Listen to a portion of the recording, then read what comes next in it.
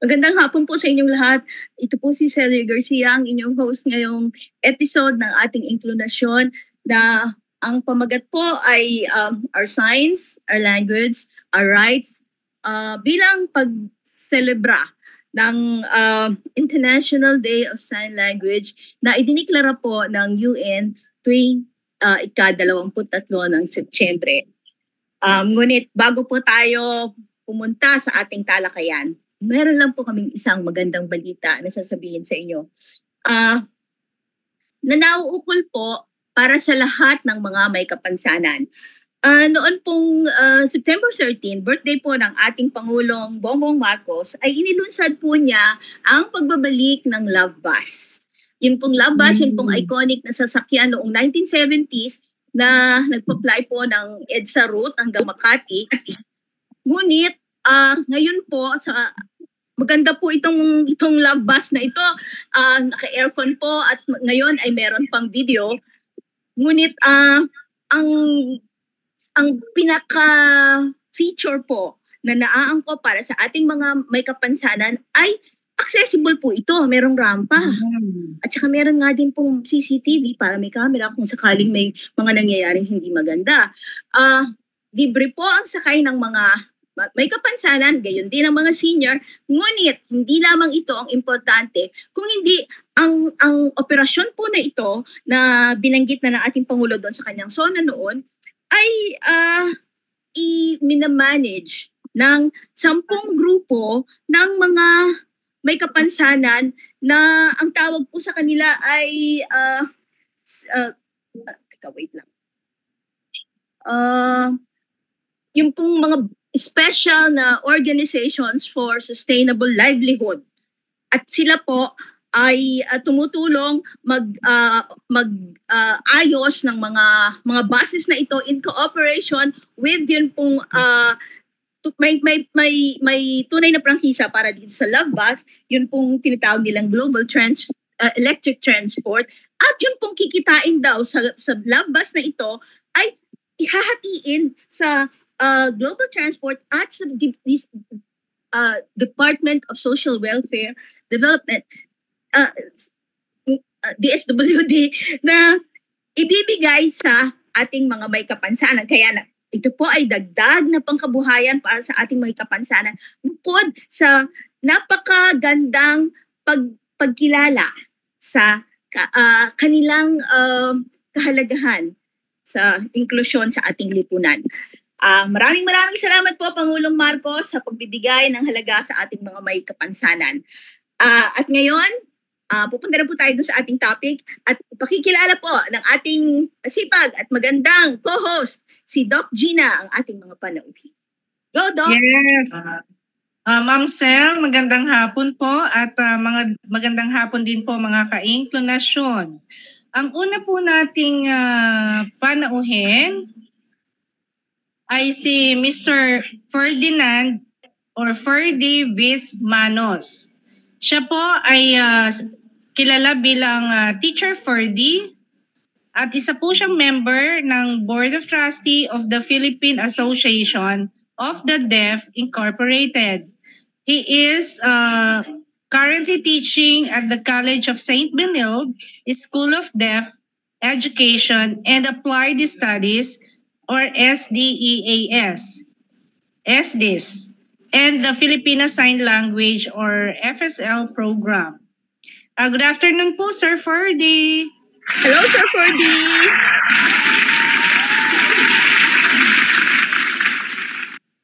Naka-on may mic niya. Good afternoon daw po. Thank you po, thank you. Thank you, Miss Angelita.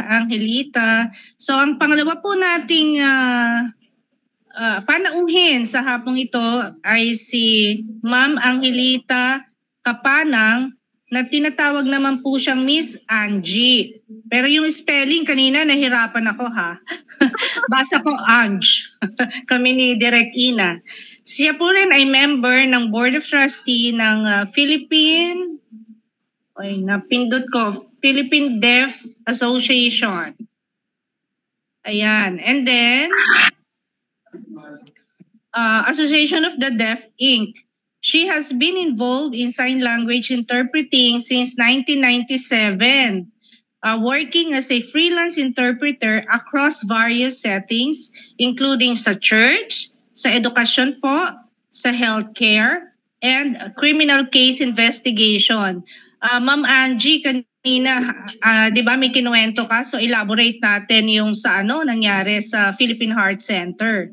Her advocacy focuses on ensuring that members of the deaf community have equitable access to information in all aspects of life. Ayan, Miss Angie, magandang hapon sa inyo. Good afternoon po. Welcome po sa information. Yeah, Ma'am Sel. Hello. Yes, Welcome Ma'am po, Sel. Mr. Fordy and Miss Ange. Yes po. Ma'am Sel, sasabihin ko lang kung nasaan ngayon ang inyong lola. Saan ka? Nandito po tayo sa yan, nasa po tayo, Cabanatuan, Nueva Ecija, Aba, sa Top Star Hotel po. At ginaganap po kasalukuyan mamaya po sa ating Include Balita, ginaganap po ngayon yung third quarter meeting ng National Anti-Poverty Commission Persons with Disability Sectoral Council. Yun po. Thank you po, ma'am. Back to you. hello Sir Fordy. Unahin ko lang ho yung tanong ko kanina kasi nung nakita ko ho yung inyong profile, nagulat ho ako. Meron daw kayong tinatapos na manuscript for your master's degree sa Mapua University. Ano po yung inyong kurso? Bakit pa sa Mapua po kayo? Mga arkitekto at ininyero yung nandyan Wala yatang mic si Sir Fordy.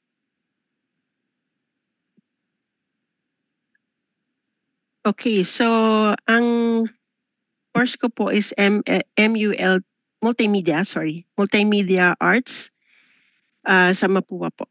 Ay, sorry. Si Miss Ange ba yun? Si Miss Ange ba yun ang taga Mapua? Hindi, ako po yung nagbo-voice interpret po for Teacher Ferdy. Okay. So that's Apa. really Teacher Fordy. Ano yung kanyang Apa. course ulit? Multimedia Arts po. Okay. So ano po yung inyong dissertation, in project?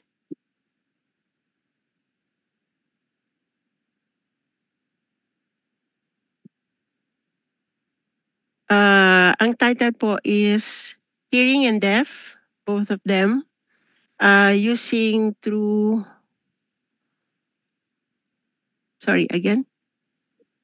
FSL application. So, sa tablet po, or for example, kung mag-work po ba yun kapag deaf and hearing nag-communicate using an application.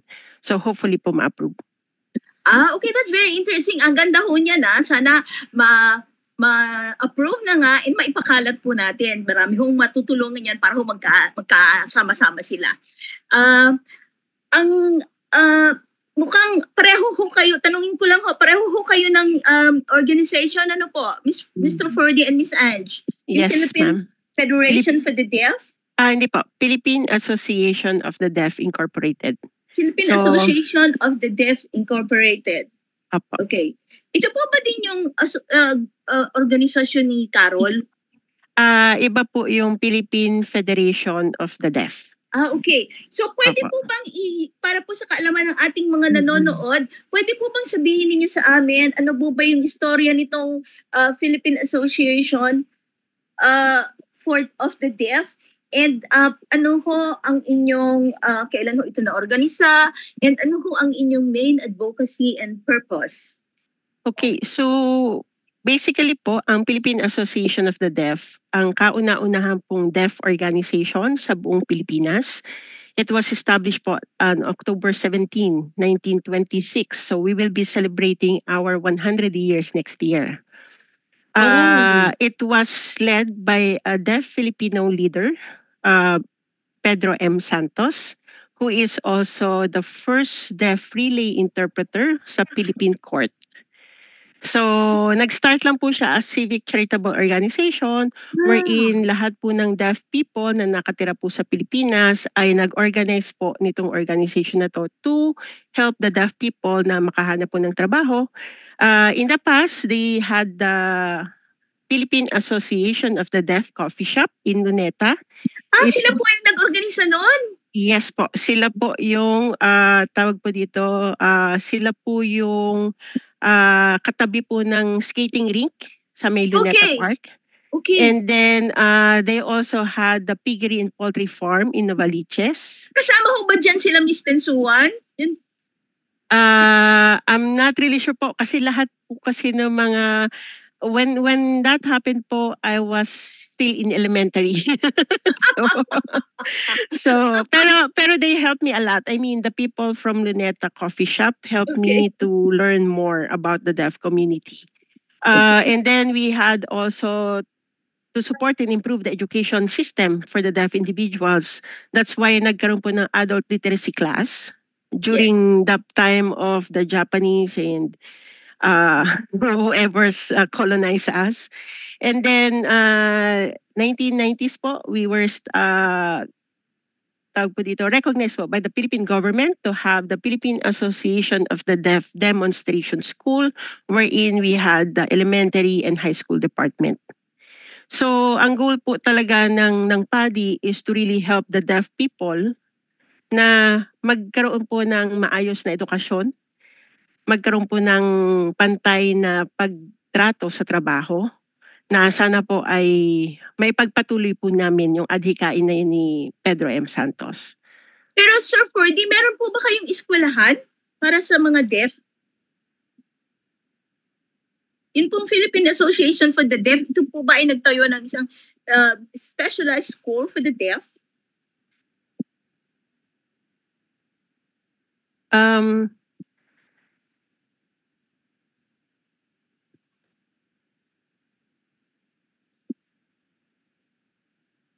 Wala na po sa ngayon kasi po ang organization, yung school po kasi ay nag-close down po because of the low number po ng enrollees.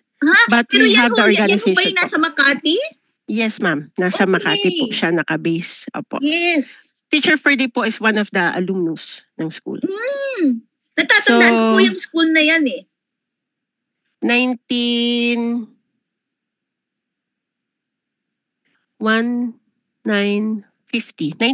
po nung na-establish po yung adult literacy and school, yung PADSS to 2010. Pero nag-stop po yung school from 2010 onwards. So ngayon po, ang organization po ng PADI, we just do the FSL classes, helping the deaf to be employed as an FSL or Filipino Sign Language teacher. So yun po yung main work ng inyong organization para po mag-train ng mga FSL interpreters at ng mga students para po maka-adapt po sila sa kanilang mga trabaho at sa workforce? Yes po. Okay. Si Miss Ange naman po, ano naman po, si Mr. Ferdy po ba ay ngayon ang, ano po siya po yung member of the Board of Trustees, pero si Miss Ange po, pareho po silang member ng Board of Trustees. Yes, ma'am. Okay. Pero nagtuturo po sila pareho? Hindi po. Ang FSL or Filipino Sign Language class po is being taught by a deaf teacher. Sign language interpreters po are not allowed to teach Filipino Sign Language. So we only help them to interpret po, voice interpret the deaf culture, deaf awareness, classroom rules, orientation. So those are the things po that we do. But basically po, the teachers are the deaf. As you can see po in the pictures, this is being held in our office in Cubao. The teachers during that class is Teacher Gemma and Teacher Teacher Ray. And then this is our online classes. Yan po yung pharmacist group from Cagayan na kaka-graduate lang po last August 23. Okay. Kaya ho katagal yung classes na yan? Currently po, we have 7 sessions per level. Per level? And ilang levels po? Teacher Ferdy, ilang level?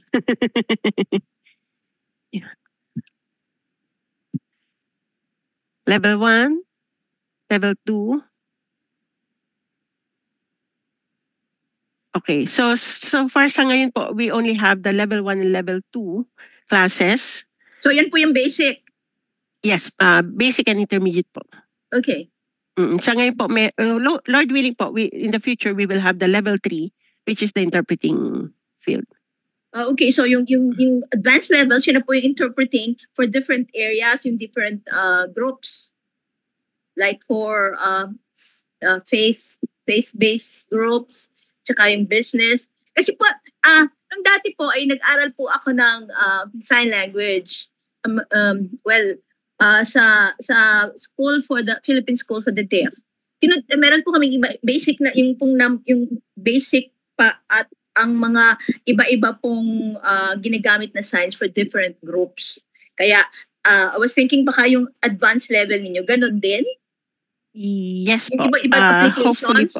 Opo, kasi iba po kasi yung sign ng interpreting sa church, iba po ang sign ng interpreting sa medical field, iba rin po sa education field, iba rin po sa court. Oo. So hopefully po in the future we will have that kind of level. Okay. So, Miss Gina, meron ka bang tanong kay Miss Ange? May i-add daw po si Teacher Ferdy? Sige, Teacher Ferdy, yes. Yung kanina po, nung ini-explain niya po, yung basic ng FSL is level 1. So, the FSL level 2, ang iba-iba po kasi ng curriculum po. So, yung sa level 3 po kasi is different level po kasi yung mga words. So, for example, sa level 2, intermediate siya. So, sa level 3, mas advanced. Yes. So, yung mga iba-ibang meaning na po. Like, for example, so kapag nagpo-voice interpret, may training po yan. So, yun po yung goal ng aming organization na sana makatulong po sa deaf community and sa hearing interpreters. And later po, the teachers, for example po, mas marami pa po kaming mga customers po or mga clients po na mag-enroll po sa FSL class, we are welcoming them also. Especially po those interpreters po that needs skills assessment training. Okay. Yung pong klase ninyo, yung pong eskwela ay nasa Cubao? Yes, ma'am. Meron po kaming office po sa Cubao. Sige, mamaya i-flash po namin yung inyong address. At yung Ma'am pangalan Sel. po ng inyong eskwela. Yes po, Ma'am Sel. Opo. Yeah.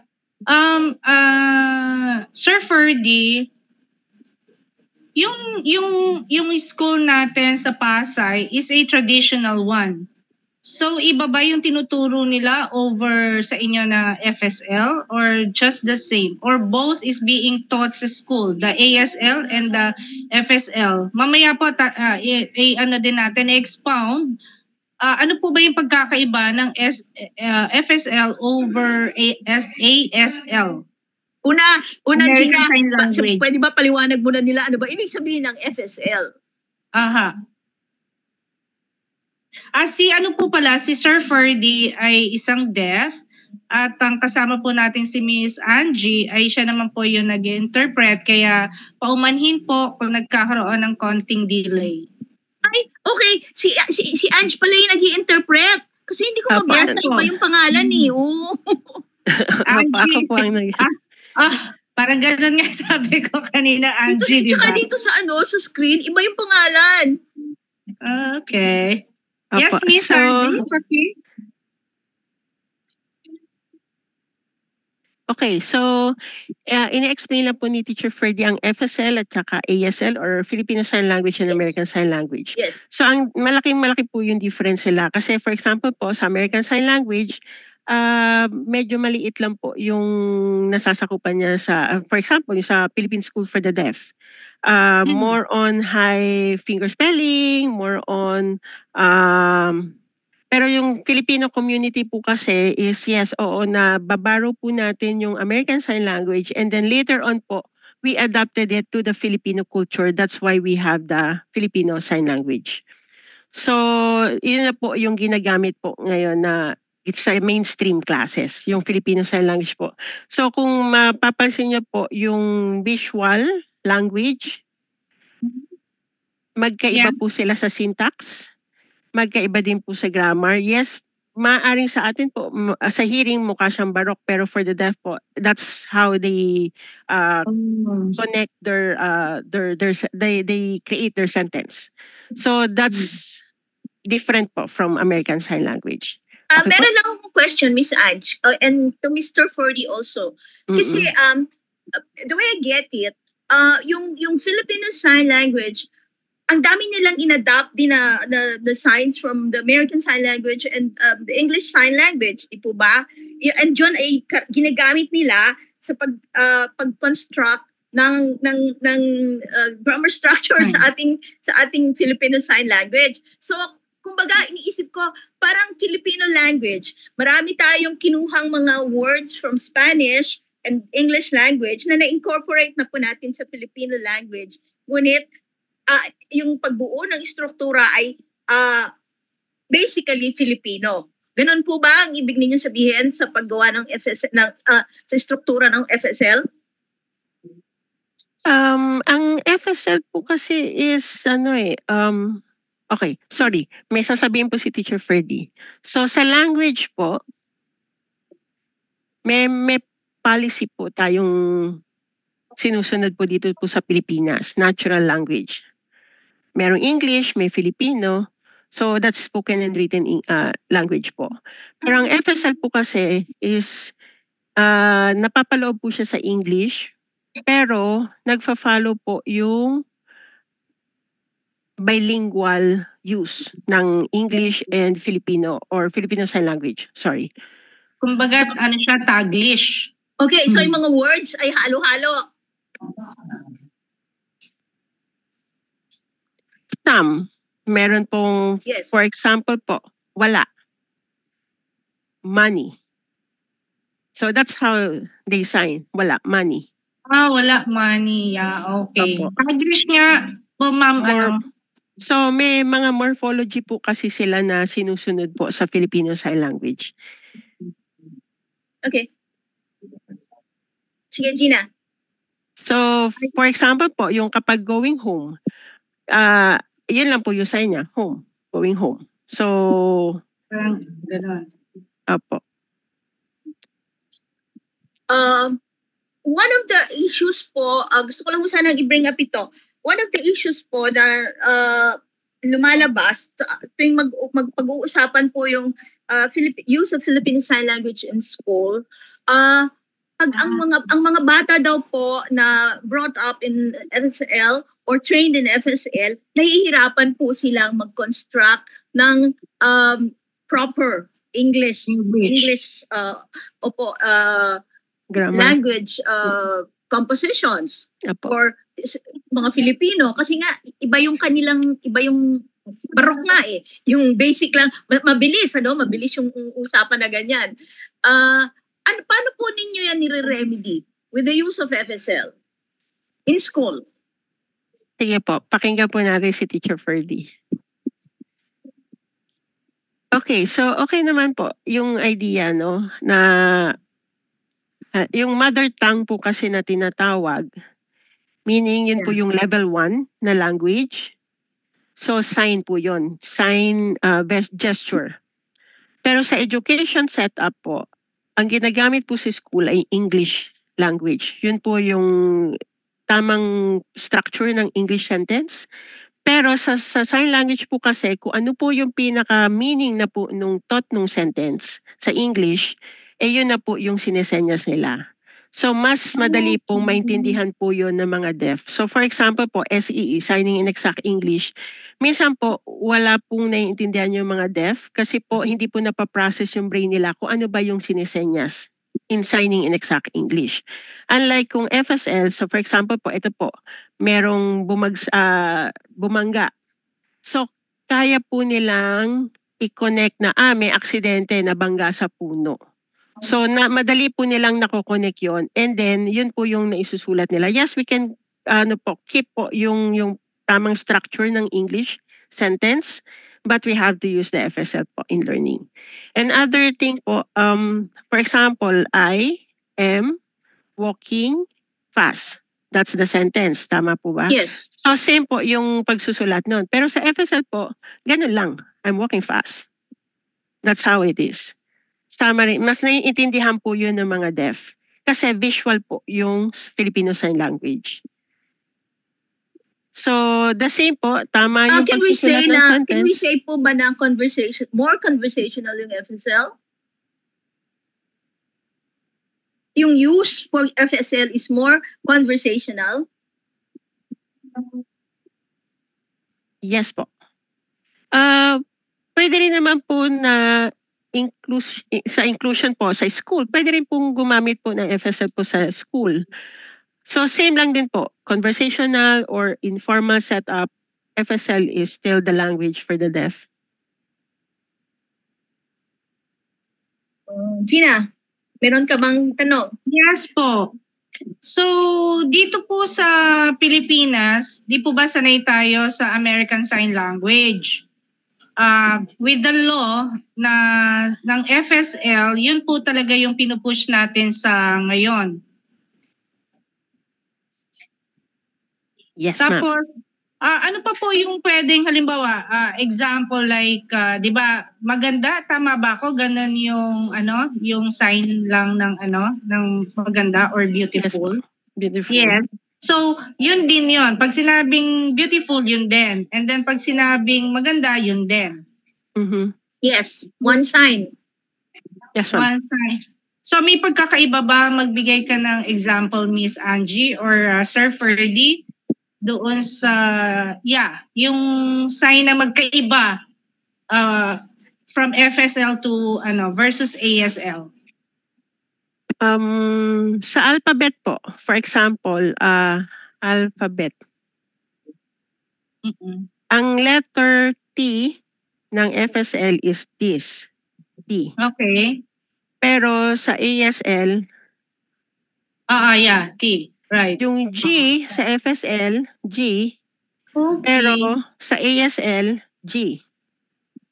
So, yun po yung ine-explain din po ni Teacher Ferdy. So, sa alphabet pa lang po yun.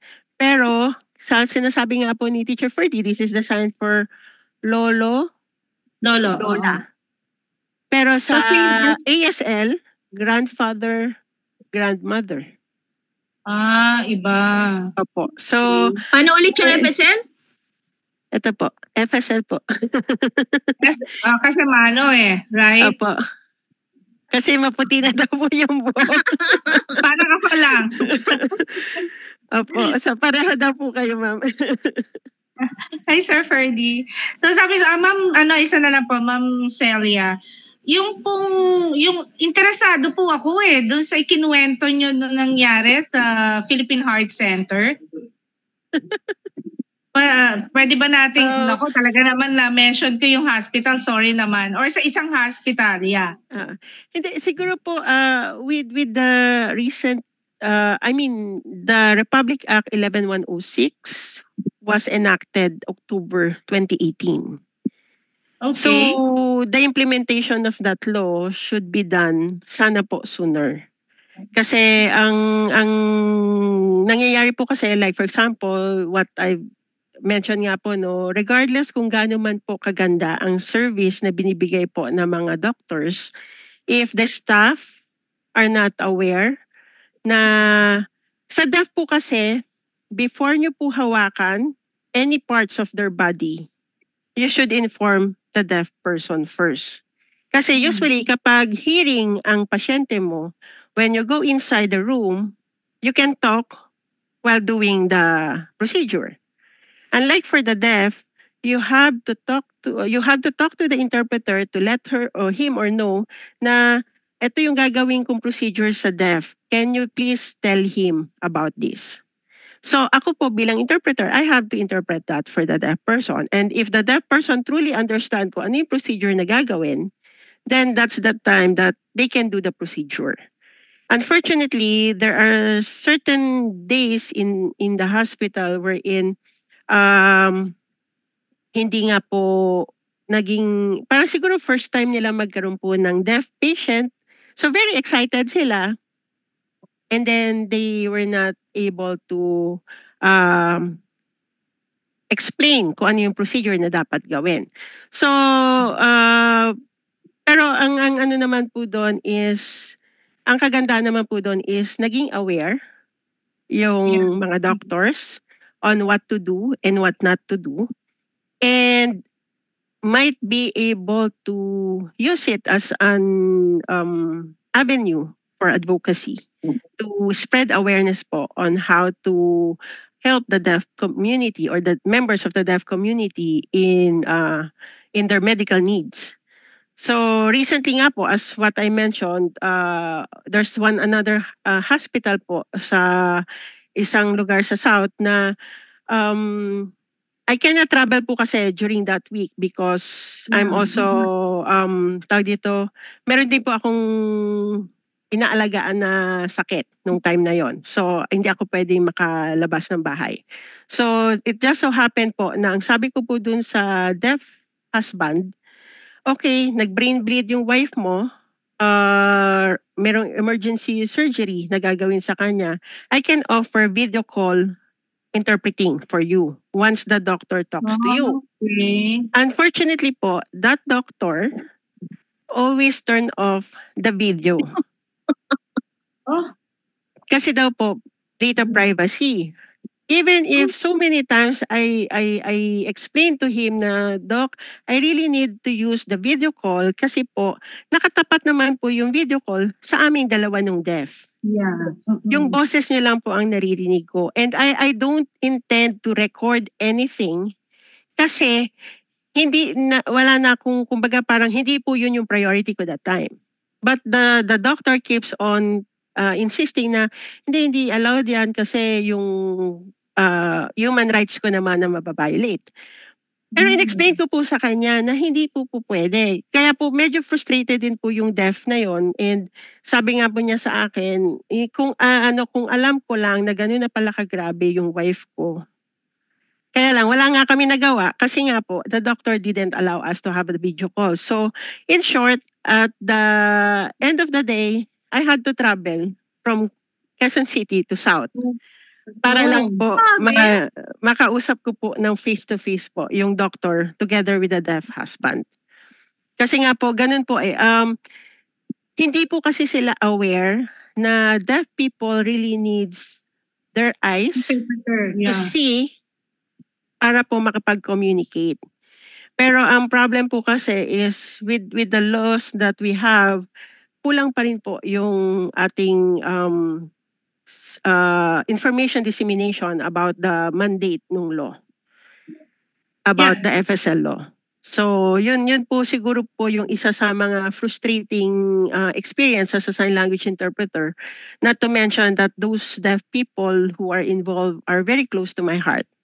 So kaya po medyo mahirap din po for me to deal with it. Pero sabi ko nga po sa inyo, those bad experiences, we can use it as part of the advocacy to spread awareness for the deaf people, to help them to what do you call that? To help them na makita ng majority ng population na, hey, tao din kami, meron din kaming karapatan. Yun. So yun po. Yun talaga actually yung theme ng ating 2025 celebration of the International Day of Sign Language, di ba? Anong sabi, ano yung kanyang major theme ngayon? Our signs, our language, our rights. Kailangan po talaga na malaman ng mga, hindi lamang na may kapansanan sa pandinig, mga deaf, kung hindi ng lahat ng may kapansanan kung ano ang kanilang mga karapatan, at ito po ang dapat nilang ipaglaban para naman hindi po sila naaargabyado o nadidiscriminate sa mga ganitong sitwasyon. Kasi it's a matter of life and death kung minsan talagang hindi naman po pwede na magre-rely sila sa mga ibang tao kasi kung minsan hindi rin alam ng mga taong yon. Like tong doktor na to, kung if you were only properly oriented, hindi naman sana nangyari ito. Yes po. Actually, yun din po yung nasa isip po namin na baka kulang lang din po talaga sa awareness. Dapat po talaga may campaign for public awareness itong hindi po ba kasama ito sa batas? Sa batas ng 11 ano po? 11106 po, Republic Act 11106? Wala 11106. po bang Actually, meron pong naatasan na magbibigay po ng promotional about this law. Yung Yes. magpo-promote po ng law. Pero syempre, sa dami po ng mga issues, yun po yung madalas pong nakakaligtaan. Kasi yun ang kauna-unahang step para po malaman ang maunawaan ng mga tao, mga batas, dapat they're aware of kung ano ba itong batas na ito. Otherwise, paano po nila ma-i-demand yung rights? Yun po actually po ang ginagawa po namin sa PADI. Every time we have the Filipino Sign Language class, we also include the Republic Act 11106 to the lecture so that the students will be aware and help us also to advocate for us. Especially po when we had the graduation po from the Cagayan Pharmacist Group. Ano po yung Cagayan na yan? Cagayan de Oro, Cagayan Valley?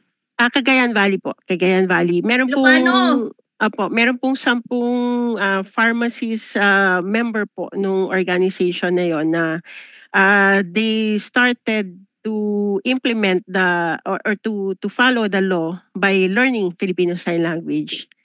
And they are the ones po who are also advocating for us na, if you want, you can learn FSL, you can join the Philippine Association of the Deaf. So, yun po yung isa sa mga advokasya po ng organization.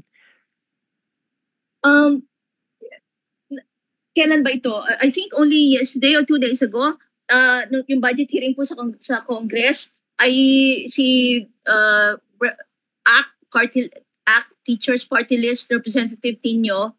Yes, ma'am. Antonio Tinio, nag-recommend po siya ng 50 million. Yes, 50 ma'am. million para po gawing budget sa Filipino Sign Language interpreting ng Sa mga court documents. But hindi naman, I want to ask, yun pong hindi pa naman po ito approved. Ito po ay rekomendasyon pa lamang. At ito according to doon po sa kanilang kasama sa Kongreso, ito ay para sa buong judiciary. And 50 Yes, million ma'am. na ito. And Yes, I saw the video. Okay. Paano po ba ito? Ito naman po ay hindi lamang para sa interpreting, kundi para sa training pa po ng ibang personnel about FSL at yung nakita ko po meron pang transcription or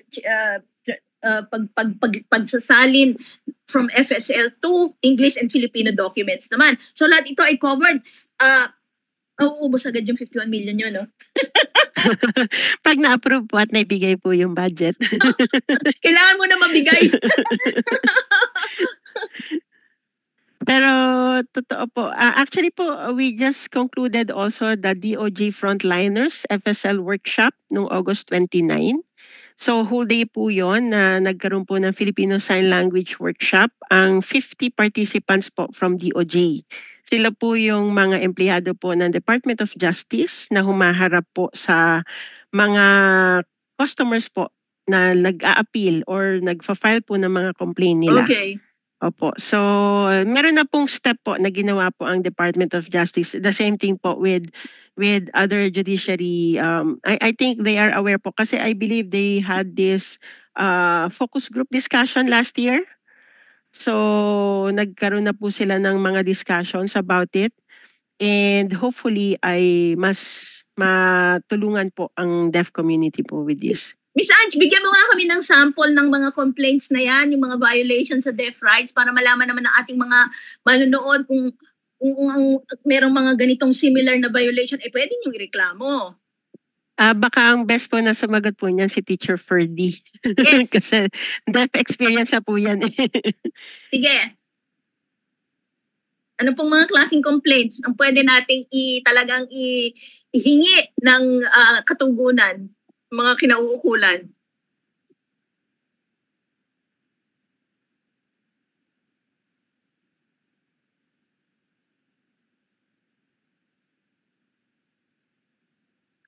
Parang hindi ko nadidinig. Asan ba? Hindi, katatapos lang pong banggitin Okay, po nagsasign yung pa siya. question.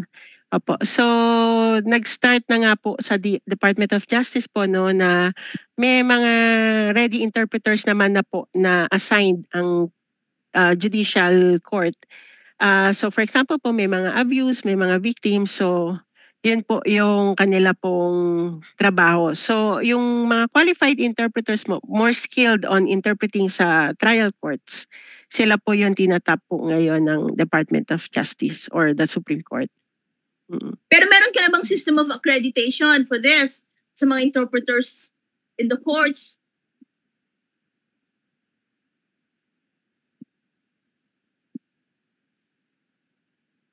Saglit lang po. Okay. So, accreditation. Okay, meron naman pong accreditation. So, may mga schools po, like for example, College of St. Benilde, ang PRID or Philippine Registry of Interpreters for the Deaf, ang TESDA, nagkakaroon na rin po sila ng mga curriculum po kung ano po yung mga mag-a-assess po. Kung sino po yung pwede mag-assess para maging qualified sign language interpreters. So usually po ang TESDA po, may mga kinukuha po sila mga deaf to hire those deaf evaluators, and then the deaf evaluators po will be the one to assess. So manggagaling po ba yan sa TESDA? Yung accreditation certificate na yan or documents?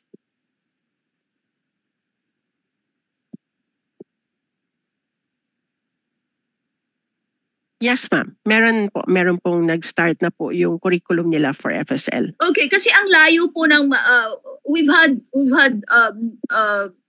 experiences with interpreting in the courts. Ang lalayo, lalo na po yung mga nasa malalayong lugar. Kung walang TESDA doon, saan maghahagilap ng interpreter yung mga biktima? Hindi po sila mabigyan ng mga karampat. And besides, yun pong kanilang lengguwahe ay hindi kapareho ng mga interpreter. So hindi rin sila magkaintindihan. Kailangan natin ng deaf relay groups. Interpreter po, yes ma'am. Opo. So kanina po meron pong sinasabi si Teacher Ferdy. Yes, Teacher Ferdy. So pwede naman daw po, like for example po, yung PADI, yung organization po namin, once we have a trained sign language interpreter po for Filipino Sign Language, pwede po mag-connect po sa provinces para po mag-assess kami doon. Meron naman po kasing mga ganun pong klaseng assessment. So for example po, yung TESDA po kasi is on the way pa lang po yung kanila pong curriculum. So hopefully po by next year, they can start the course for that.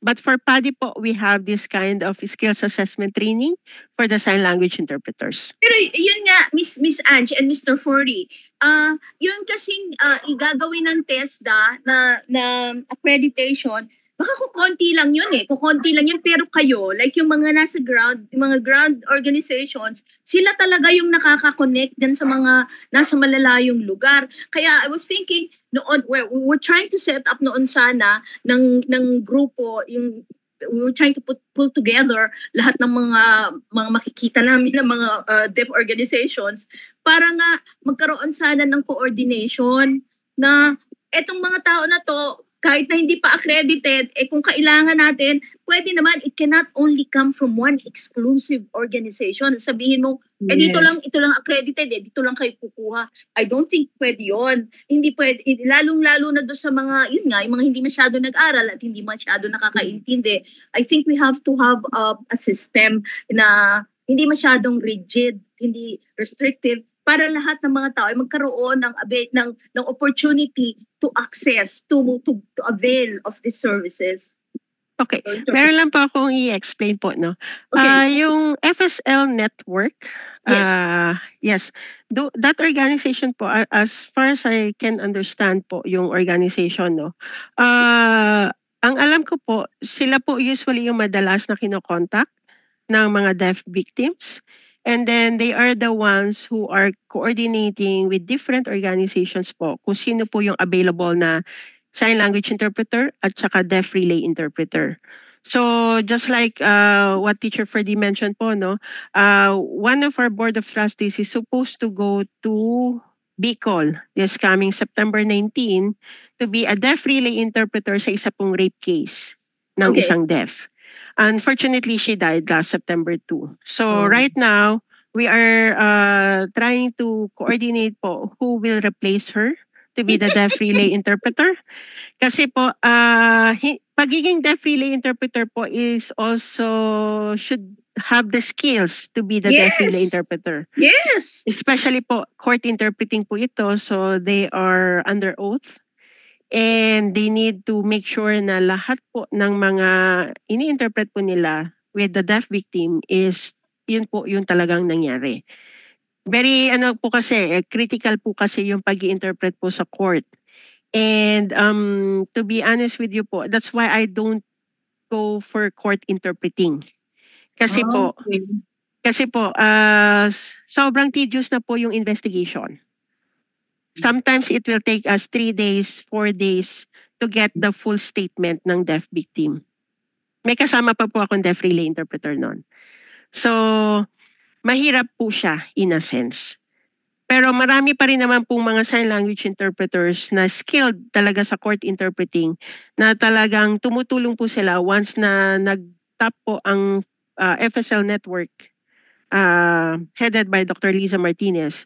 Then talagang may mga nagre-respond naman po na sign language interpreters and deaf relay interpreters. So they go to different provinces po to help those deaf victims as well as those deaf accused na alleged pa lang naman po wala pa naman po napapatunayan. So kaya po hopefully we will have the system po on those things, but as mentioned nga po, di po ba, the implementation of the Republic Act 11106 is still on the process. So marami pa pong mga dapat ayusin. Okay. So importante talaga yung deaf relay kasi kailangan meron talaga tayong I think kailangan talaga natin diyan sa paghanap ng hustisya na yan. Eksakto nga dapat hindi naman talaga eksakto yung interpretation, pero yun nandoon yung yung spirit, yung sense, yung main sense nung dapat mong ipahatid. Yung meron sana tayong I was thinking dapat meron tayong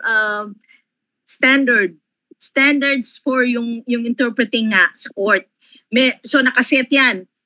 Diyan dapat natin ibabase kung pwede nating ipasok yung mga interpreters na yun. But again, yung paghahanap nga doon sa mga malalayong lugar, depende doon sa konteksto pat nung kabuhayan ng mga biktima ay nakabase doon sa deaf relay mo. Kaya very critical yung kanilang dyan, yung role, Totoo Yes. po. Ma'am Sel. Yes. Po tayong Inklo Balita ngayong hapon. Before po, may question pa rin po ako kay Sir Ferdy and Miss Angie. So, JM, please. Magandang hapon po muli. Ongoing po ngayon ang third quarterly meeting ng National Anti-Poverty Commission or NAPC Persons with Disability Sectoral Council dito sa Top Star Hotel, Cabanatuan City. Partially hosted by Father Council Member Arnold Abelardo, at kahapon po ay napag-usapan ang 3 priority agenda ng Council such as review and amendment of PDAO law or Persons with Disability Affairs law. We support the Life Havens in this sub or disability support allowance bill. Sa lower house po ay na-file na ito ni Congressman Laila De Lima, and sa upper house po ay by Senator Riza Ontiveros.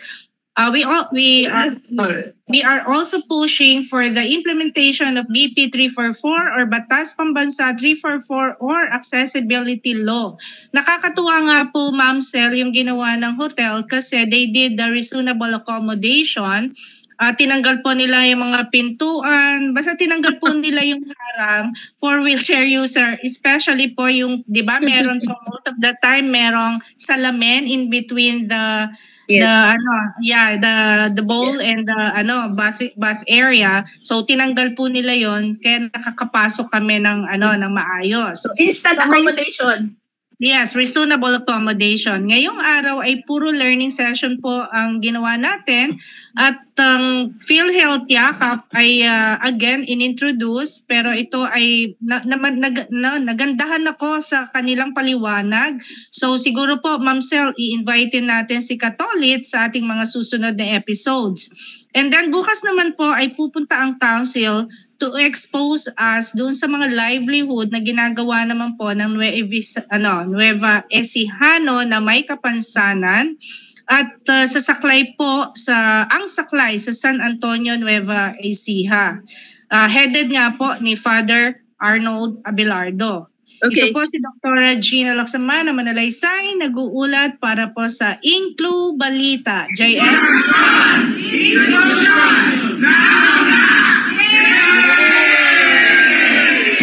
Yes, Ma'am Sel. Ma'am Sel, anuin ko lang po yung isang question ko. Sige. Ang bilis ng oras, malapit na tayo. Anyways, eto po, magkakaroon na ba ng amendment ang RA 11106? Sir Ferdy? Amendment Para po para yung saan? mga nakikitang loopholes is ma-address?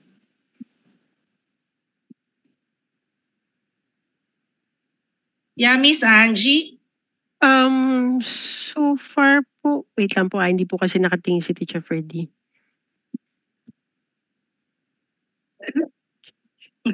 Ako yung gumagano na Teacher Angie. Pwede naman po kasi po yung mga mandato po doon sa batas, hopefully po magkaroon po ng amendment sa future. But now we really don't know po. We have no idea po if magkakaroon. Kasi sabi po Hindi pa kasi, na-implement eh.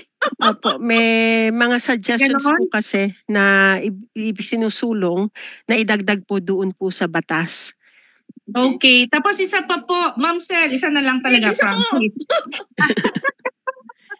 Kasi na-interesado ko nagkaroon na rin ba ang organization ng sort of awareness to the entire medical community? Meron na ba tayong session na ginawa like this? Nag-start It's high po, time.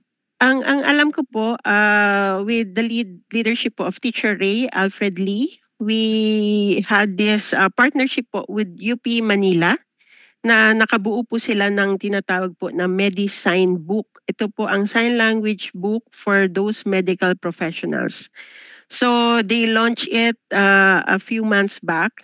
And then this coming September 26 po, Teacher Ferdy will lead the FSL seminar sa UP Manila for those nursing students.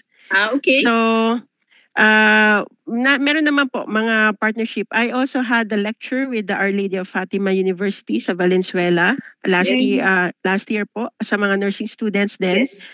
And yun nga po yung nire-request ko nga po sa kanila na sana ay magkaroon po ng puwang ang Filipino Sign Language sa kanila pong curriculum. Okay, that's very important. That's a very good question, Gina. Doc Gina, kailangan po talaga ng understanding ng ating medical community about the needs of yung persons with disabilities para po matulungan nila ng maayos at mabigyan ng karampatang lunas ang mga pangangailangan ng ating mga kasama. Meron lang akong gustong itanong kay Sir Ferdy. One last question.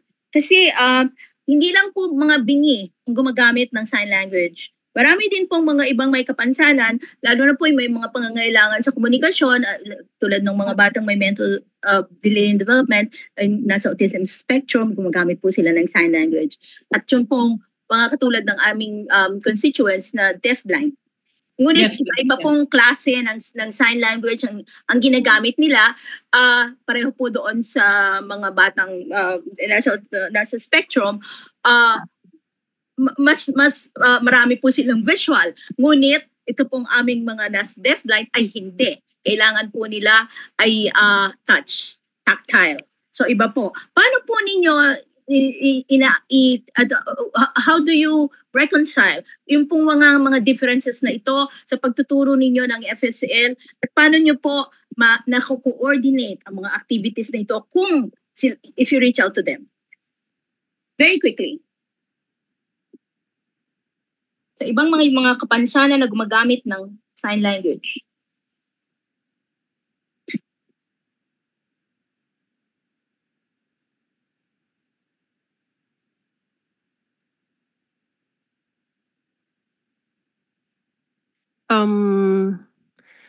Yung sa US po, meron po silang school for that. Dito po sa Philippines, yung mga deaf po, deaf blind, yung mga gumagamit po ng sign language in preparation po. So maybe we can coordinate po with PADI and we can create a program for them also. Kasi sa ngayon po, ang board po ay we only focus po yung kung ano po yung current need now for the deaf and the tawag dito, the hard of hearing. But for the gender and sensitivity, like may mga different programs naman po na pwede pong magawa ang board. So Okay. we'll see po how we will do it. So marami pa talaga tayong tatakbuhin. Ano po? Napaka-iksi na ho ng ating panahon. And gusto lang ho sana naming malaman kung ano ang mga huling pananalita ni Mr. Ferdy, yung mga messages po na gusto niya ipaabot sa aming mga manonood, mga nakikinig about sa atin pong sign language used in the Philippines.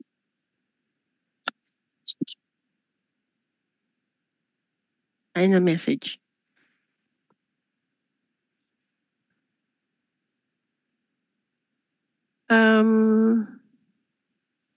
For the deaf community, sana po masuportahan po ng deaf community, matandaan natin yung heritage natin, yung culture na meron tayo, yung identity natin as a deaf person. We have to empower ourselves, especially our language, the Filipino Sign Language, kasi ito po ang means of communication natin. Part of, regardless kung ano man po ang paniniwala ng bawat isa, but we need to respect each other. And hopefully, kung sino man po ang nasa community, you also support us, help us to advocate, understand yung amin pong inclusion po. Ito po ang pinaka-importante po sa amin, ang inclusion. So allow us to have the opportunities to be partner with us. Kasi marami naman po mabibuild natin ang society natin kung meron po tayo accessibility and yung rights po for inclusion. So whatever po yung mga connections po na meron po tayo, hopefully po we can hearing or deaf, regardless po. Let's partner. Wala naman pong dapat problemahin. We need to work hand in hand to advocate, to spread awareness po about the law, the Republic Act 11106.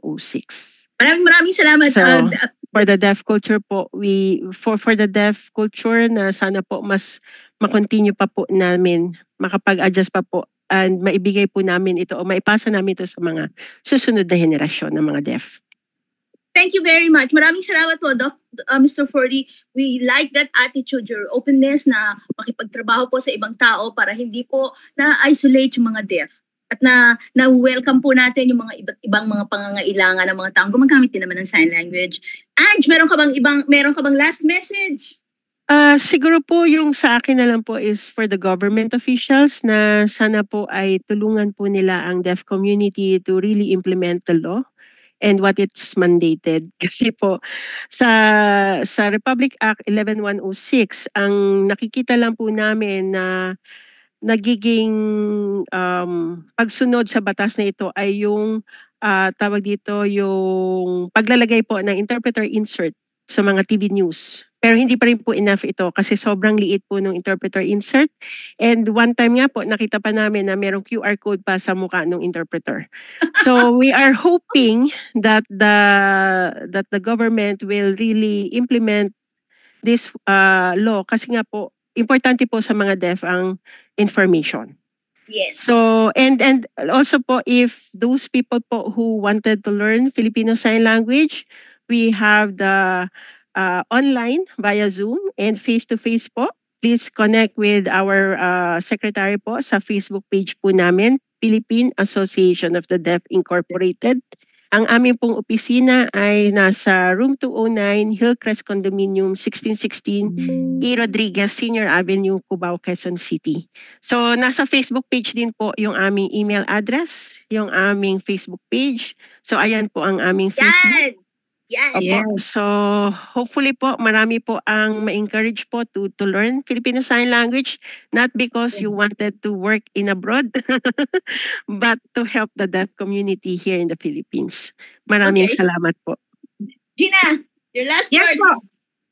Last words po, yun din, gaya po na nasabi, sana nga po ay mapansin na talaga ang karapatan ng mga taong may kapansanan. Hayaan niyo po sa NAPSI, kayo po ay ating tutulungan, makikipag-collab din tayo kung ano bang mga polisiya pa ang pwede nating idagdag. So, yes po ma'am, before tayo mag-end, yung pong ating sponsors, JM please. Magandang hapon po muli at maraming salamat sa pakikinig. Salamat po. Hone your skills, gain experience, contribute to a meaningful cause.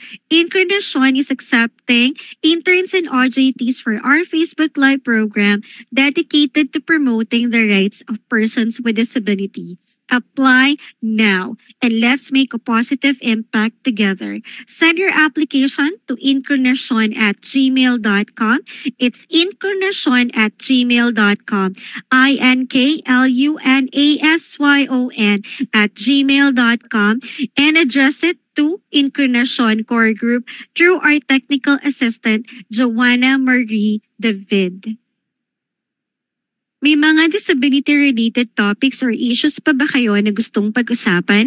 Ano pang hinihintay ninyo? Makipag-ugnayan na sa Incarnation dahil sa Incarnation, laging may inklusyon. Ipadala ang inyong reaksyon, komento, rekomendasyon, or suggestion sa aming email address incarnation@gmail.com incarnation@gmail.com INKLUNASYON@gmail.com and address it to our Incarnation Core Group through our Technical Director, Ina Figueroa. Okay. We would like to thank our sponsors and partners, CBM Global Disability Inclusion, Philippine Coalition United Nations Conventions on the Rights of Persons with Disabilities or PCUNCRPD, INET Philippines, Norfield Foundation, CISO, Philippine Partnership on Children with Disabilities or PPCWD, Liliane Funds, Deafblind Support Philippines or DBSP, Philippine Chamber of Massage Industries for the Visually Impaired or PCMIVI, Provincial Government of Batangas, PIDAO Pangasinan, Regional Associations of Women with Disability or RAWWD Region 1, Mabini Movement, and of course, the ASEAN Enabling Master Plan 2025 Coalition. Thank you. Okay, maraming salamat po sa inyong panonood sa aming episode ngayong hapon na ito. Maraming salamat sa aming mga panauhin, Sir Ferdy and Miss Edge. Bilang pagtatapos, gusto ko lamang po sanang sabihin na bagamat ang atin pong tema sa taong ito sa pagsiselebra ng International Day of Sign Language ay Our Signs, Our Language, Our Rights na nagbibigay ng focus para po sa pagtatanggol at pagsusulong ng ating mga karapatan bilang mga taong may kapansanan.